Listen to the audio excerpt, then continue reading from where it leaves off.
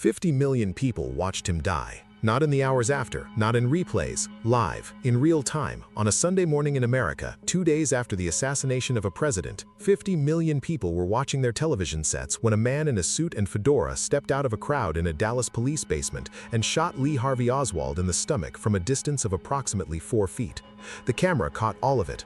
Oswald's face in the half-second before the shot, the slight turn of the head, the eyes moving toward the man stepping forward, the expression that several people who have studied the footage have described as recognition. As if, in that last fraction of a second, he understood what was about to happen and understood that there was nothing to be done about it. Then the gun fires. Then Oswald's mouth opens. Then he folds. The man who pulled the trigger was a 52-year-old Dallas nightclub owner named Jack Ruby. He had entered the police basement carrying a Colt Cobra .38 revolver, with no plan more sophisticated than opportunity and whatever was burning inside him that morning. He would tell investigators he had done it for Jackie Kennedy so she wouldn't have to come back to Dallas to testify at a trial. He would tell investigators he had done it in a moment of grief. He would tell investigators many things over many months, none of which fully explained what he had done or why.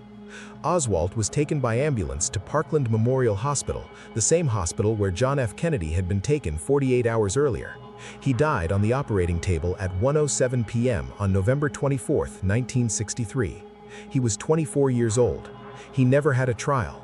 He never gave a full account of what he had done or hadn't done on November 22nd. And with his death, every question about what actually happened in Dallas, who gave the orders, who knew what, whether there was a conspiracy or a lone gunman or something in between, became permanently and perhaps deliberately unanswerable. To understand what happened in that basement on November 24th, you need to understand the 72 hours that preceded it and the specific institutional chaos that made it possible. John F. Kennedy was shot in Dealey Plaza in Dallas, Texas at 12:30 p.m. on November 22, 1963. He was pronounced dead at Parkland Memorial Hospital at 1 p.m. Within 2 hours, Lee Harvey Oswald, a 24-year-old former Marine and defector to the Soviet Union who had returned to the United States in 1962 and was working at the Texas School Book Depository overlooking the motorcade route, had been arrested for the murder of Dallas police officer J.D. Tippit, shot approximately 45 minutes after Kennedy, 9/10 of a mile from Dealey Plaza. By early evening, Oswald had also been charged with the assassination of the president. The Dallas Police Department was operating in conditions of unprecedented pressure.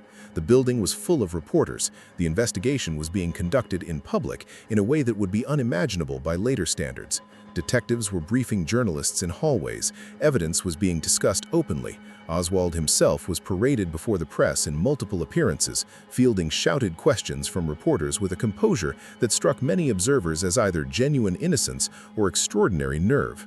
Oswald consistently maintained that he had not shot anyone. He said he was a patsy. He said he had not been given legal representation. He said, in the shouted exchanges with reporters that constitute the most complete record of his public statements, that he would be able to tell his story at trial. He would not get the chance. The security arrangements for his transfer from the Dallas City Jail to the Dallas County Jail on the morning of November 24th were, by any subsequent assessment, catastrophically inadequate. The transfer had been delayed. Originally planned for the middle of the night to avoid crowds, it had been moved to the morning at the request of, among others, the press, who wanted to film it. This information had been reported in newspapers and broadcast on television. Everyone in Dallas who was paying attention knew that Oswald would be moved on Sunday morning. Jack Ruby was paying attention. Ruby had been in and around the Dallas Police Department since the night of the assassination, genuinely physically present in hallways and press rooms in a way that several officers later said they had not found unusual, because Ruby was the kind of man who was always around, who brought sandwiches, who knew everyone, who was part of the particular social ecosystem that connected Dallas nightlife to the fringes of law enforcement.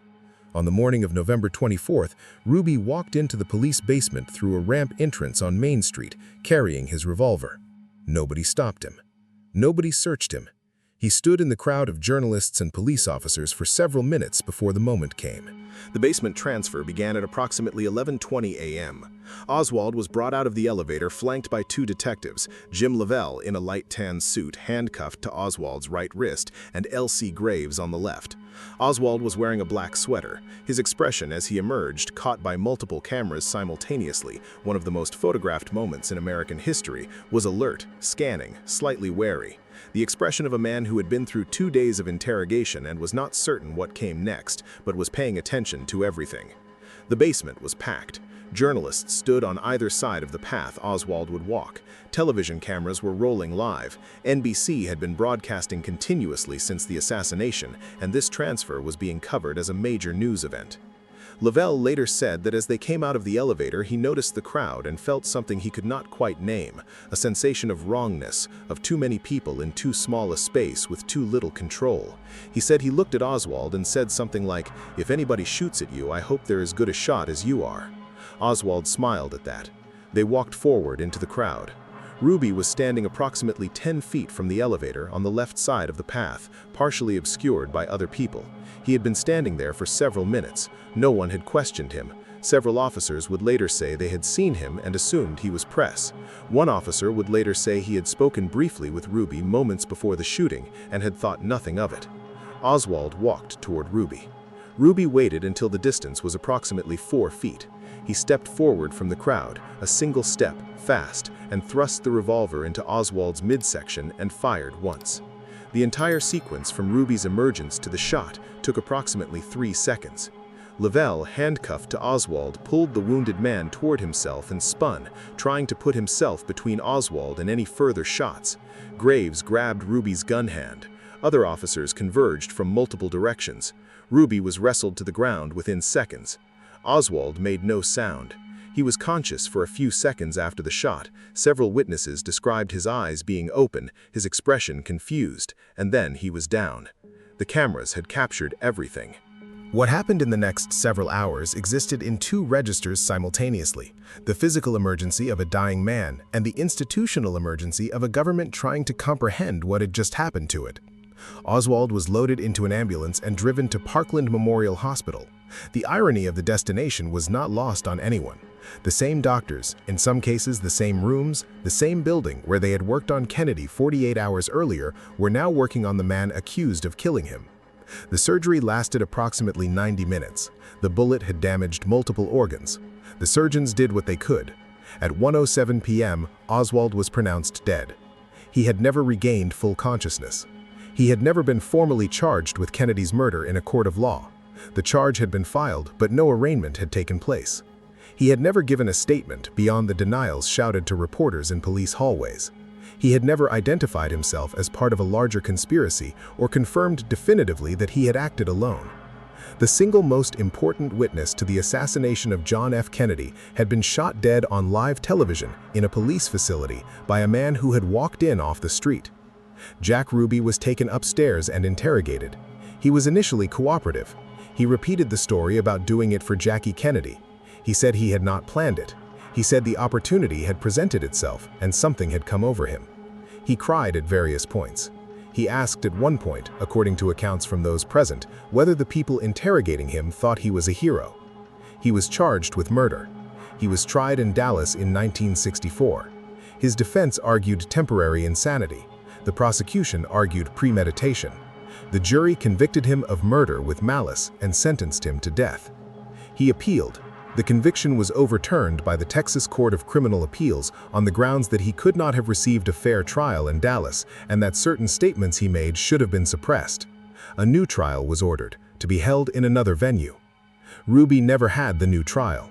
He was diagnosed with lung cancer in December 1966. He died on January 3, 1967, in the same Parkland Memorial Hospital where Kennedy and Oswald had died. He told investigators near the end, in a statement that has been endlessly analyzed, that the world would never know the true facts of what had occurred, and that he was the only person who knew the truth and had been used for a purpose. Investigators were not certain what to make of this. They are still not certain.